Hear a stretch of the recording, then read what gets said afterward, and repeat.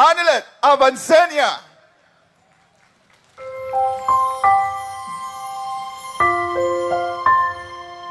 Message ko sa Pilipino, kabalo mangod ko, alam ko ba how he took his oath seriously. Gihimo niya ang tanan para sa Pilipino. Gusto niya may maayos na buhay ang bawat Pilipino. Gi-make sure niya na ang mga tao maka-avail sa medical assistance when he was president. Gi-make sure niya na before mulanding ang bagyo, naa na siya dito, mag-una na siya dito. Katong sa Marawi, gi-make sure niya mawala ang kagubot. Even sa iyang katigulangon, naningkamot yun siya. Katong siya naglingkod na presidente. Miski nakapoy siya, wala mo kabalo na during the time na pandemic, almost failing na iyang health. Pero gusto gito niya mag-cabinet meeting pa rin. He does not care kung magka-COVID siya. He doesn't deserve this kind of treatment. Di naman gani, gusto na siya mo trabaho. Di na gusto mo dagan ang papolitika. Ang tao lang si amugos niya. Kinakatila mo sa kind of leadership na iyang gihatag. You may find his mouth very foul. Masulti siya o kuan. Igo naman siya mangisog. I remember that time na giingnan ako ayuhan ng Pasig River. Giingnan ako na siya. Dali raman na pag-isog-isog lang man ka. Maura man na iya ha. Ang isog-isog niya na iresulta. Ngayon, nag-inabuso na siya during sa iyang presidency. Wala nag-abuso. Wala ngawat. Nagpakumbaba siya, miski presidente na siya.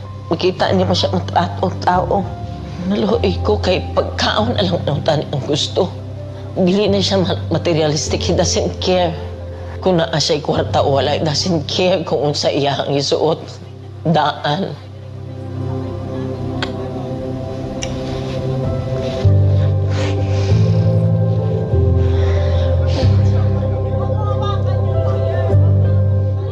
Wala ko kapalong sa akong pagtabang. Maski kaluoy na lang ang tao. Kaluoy na lang.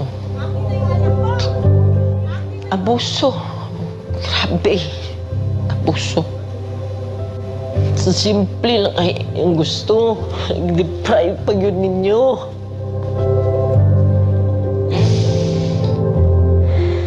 Simple lang kayang gustuhan na. I-deprive, miski gipatay na unta nimo siya. Dito. Kidnap ninyo.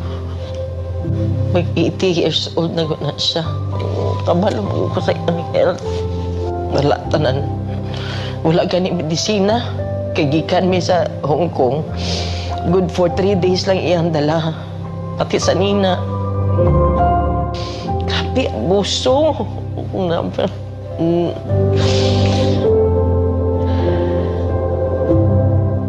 Grabe. Wala man na siya ni-trigger o pusil, maski isa. Wala man na siya gi-pusil.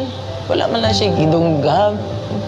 Hila accusations 9 kabuo. Asa man ang 9. Wala maganin niya magkiti siguro ng 9 na gina-accuse siya. How gani, grabe gani, gulong na nilang gibulhot na nila diri sa Pilipinas na iyang natawan. Yung anak pag ginabuhat diri sa mga. Di ko katulog, dili ko makapuyo sa among sariling balay. Balo ka ba? First night na ako gikan sa katong pag-abot na mo uguan. Wala lang ko nakauli sa among balay. Magplano-plano na lang ko asa ko matulog. Nangiyo lang ko. Wala ko kabaloon sa wala ko kabaloon sa ako. Maluoy lang ko kay ultimo pagkaon, ana ba? Minisaya lang ang gustuhan na. Kung uba naghandong, mansyon ka na sa dili. God. Ano lang. Maghangyo ko sa inyo. Di tabundang, hato di siya bubalik. Ayaw yun mag-undang, di tabundang. Please continue to pray for him. And for us, nga maunsa na mo ni. Tabang, Pilipino, tabang.